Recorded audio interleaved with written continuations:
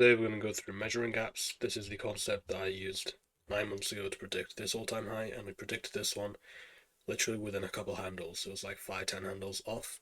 So this works amazingly well in all-time highs, and we're looking at measuring gaps. So in an all-time high, we obviously want to remain bullish, so it's really easy to have a bias. Now, the nature of this run, this is the fastest run, the biggest run high that we've seen since 1982. So this is unprecedented. However, because we left, I'll explain why this is a measuring gap, but every fair value gap here is completely left open. This one, this one, this one, this one, this one, and then that indicates strength. But because we haven't closed through this high with a fair value gap, it's reasonable to expect a retracement day eventually. So the nature of the coming weeks, or coming days rather, we'll probably see a couple of retracement days. It may go down as far as this fair value gap, maybe even this fair value gap, but in all likelihood, we should remain bullish and keep going higher and higher and higher. Bullish objectives. Now, you don't have any daily highs that you can target because obviously this is an all-time high. There's nothing to the left of the chart. So what you use instead is, here we're using a measuring gap. Now, a measuring gap is just a fair value gap at 50% of the range. So if you look at this range with your fib, the fair value gap in the middle becomes the measuring gap. So this is the fair value gap closest to the middle. So that's the measuring gap because it's left open. It's essentially a breakaway gap just in the middle of the range. Then you take another dealing range and you take it from the low until the equilibrium is aligned with the consequent encroachment. So basically the middle of this range aligned with the middle of the measuring gap.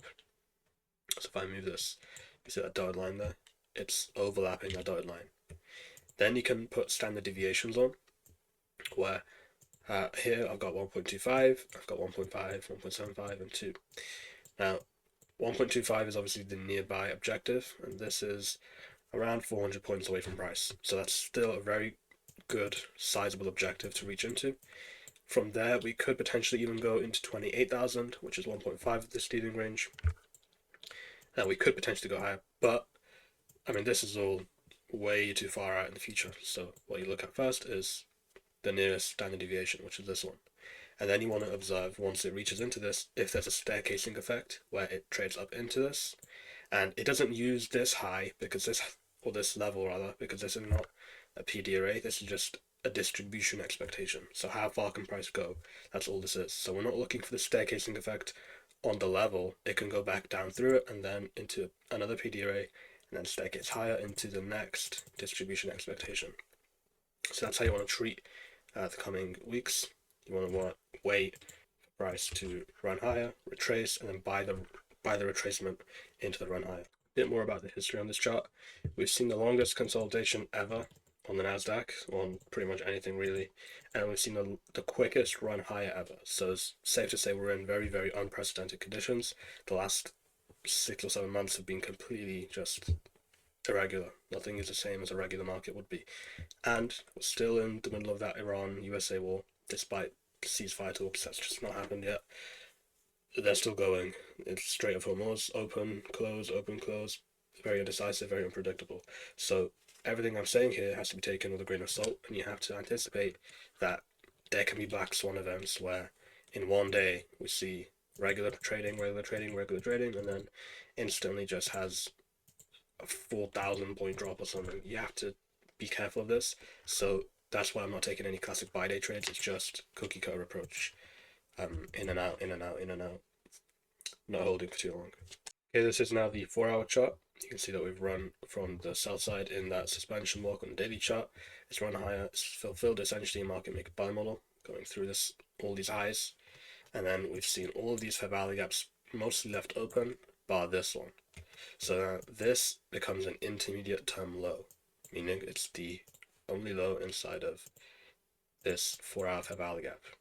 Now generally you want to see these left open. So if we're going to be bullish and trade up into this 1.25 level, which is derived from our measuring gap distribution expectations, then we want to see it leave this low alone ideally. Technically, if it trades down into it and you see an SMT, that can yield a tile soup setup where it does keep going higher, but in the majority of cases, it's not going to take this low. It's just going to use whatever PD array exists here. So this fair value gap or this order block, meaning that the lowest it should go, say you were long, The lowest it should ever go, if you're bullish, not ever go, but in most cases it should not breach this low here, because that's the order block low. However, I don't think we'll even reach down into this. I think the fair value gap right here from the 4-hour chart will most likely be enough, and I'll show you that more on the 1-hour chart. And essentially, you want to be buying retracements and then going long from retracements into standard deviation objectives. Okay, so this is the 4-hour fair value gap, but on the 1-hour chart. So when we're trading back down into this is the 4-hour fair value gap. I would like to see this retracement, and then when it rejects that retracement, I would want to measure this out with a fulcrum. So say the low is right here. I will look at whatever the low that goes into the fair value gap is, that little retracement. I would want to measure that, and I would use that as a fulcrum. A fulcrum is another way of using distribution expectations, where you're measuring a retracement or a Judah swing, and then you're using that Judah swing to calculate how far beyond the Judah swing you can trade.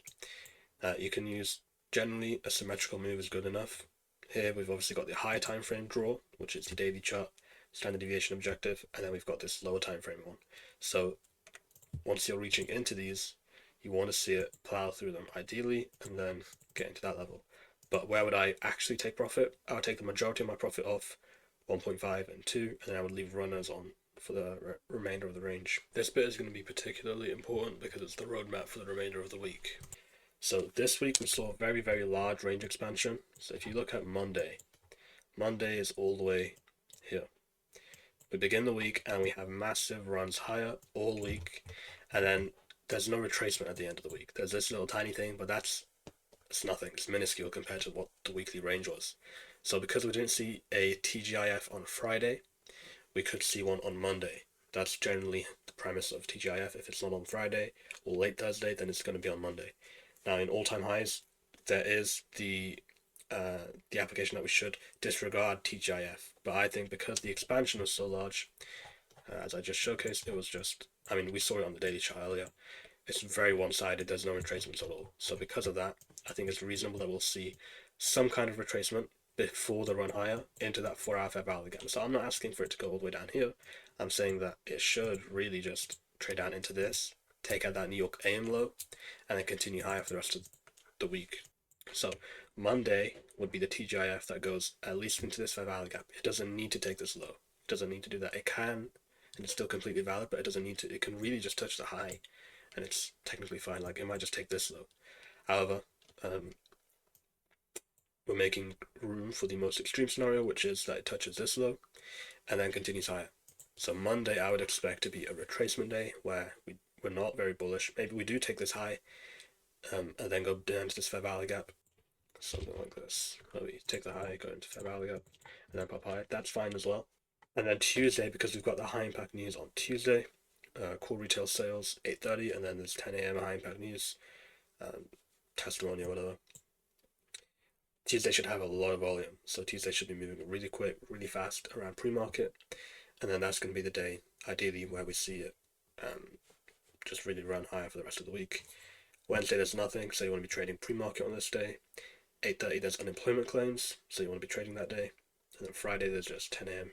consumer sentiment, so that's silver bullet. Again, the general principle is to disregard TGIF in all-time highs.